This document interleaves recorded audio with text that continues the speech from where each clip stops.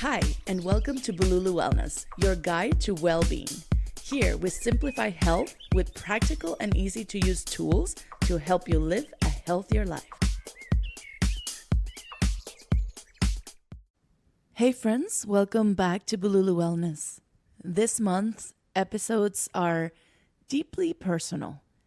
They're about grief, trauma, and how our bodies hold onto moments long after they've passed. Because even when we try to move on, our nervous system still remembers. Today, I want to tell you the story of the day everything changed for me, the day I lost my dad. July marks 30 years since my dad passed away. He wasn't just my father. I believe he was my protector, the person I felt the safest with. You see, my mom was grieving the loss of her mother when I was born, and I always looked up to my dad as my protector. He will be the one that will spend, or I will spend more time with, playing, goofing, having fun. You know, that person that is always there for ice creams. That was my dad. On July 1995, we were in a terrible accident. And when I got out the news that he was gone, I remember not being able to cry. Not because I didn't feel it, but because I couldn't understand what was happening. My body didn't let the emotions in. It just went to freeze. I remember clearly that day when I woke up, my mom told me in front of my siblings. I think that they were already crying for a lot of time that night. And they decided to tell me in the morning.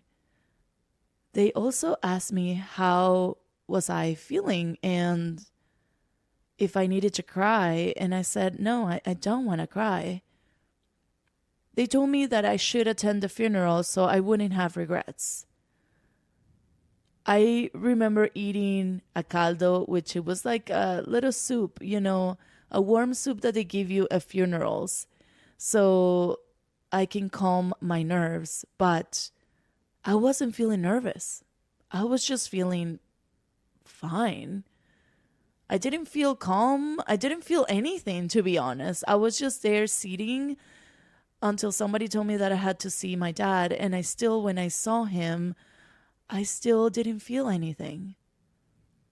I remember that night when my mom was making the phone calls to tell people that he passed. All our family was in Peru and Argentina.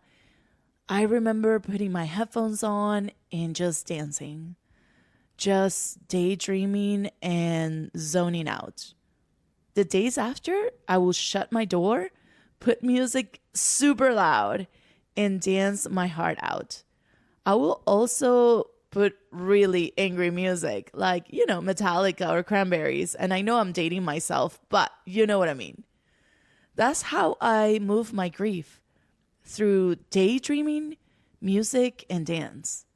I now know that this was somatic processing, and interestingly, I was doing it by myself. Daydreaming is common when anyone has experienced trauma. It helps the nervous system escape when reality feels too much. And that's what happened. I felt too much, and I daydream all my adolescent years. When my dad passed, it was July.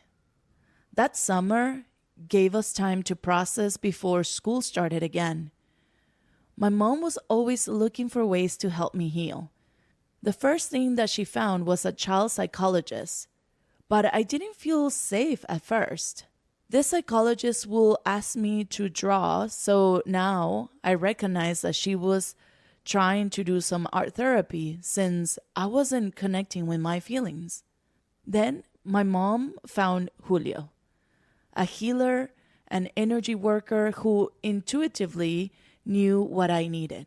His companion was one of the most amazing things in my life. He didn't need my full story to begin helping me.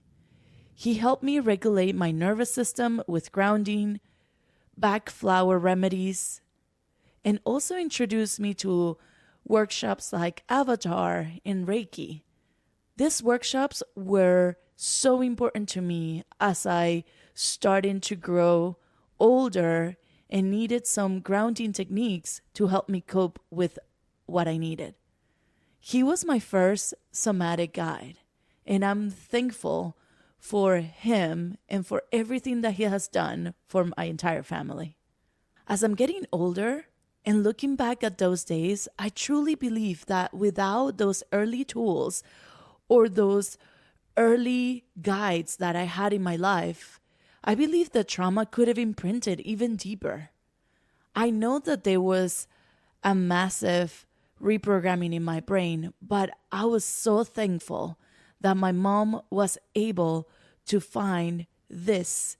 Despite her own grief and despite not having a lot of money, she spent every dollar she had to support me. Her presence, her effort, and her willingness to help made all the difference in my life. I know sometimes she doesn't feel like a hero, and sometimes she says how dysregulated she was when I was born, and that's true, but that doesn't mean that she was not the best mother in the hardest times of my life. And I want to recognize that because sometimes we just need that person that is next to us. Not the way we wanted, but the way it's right for us at the right time. We all have a day everything changed.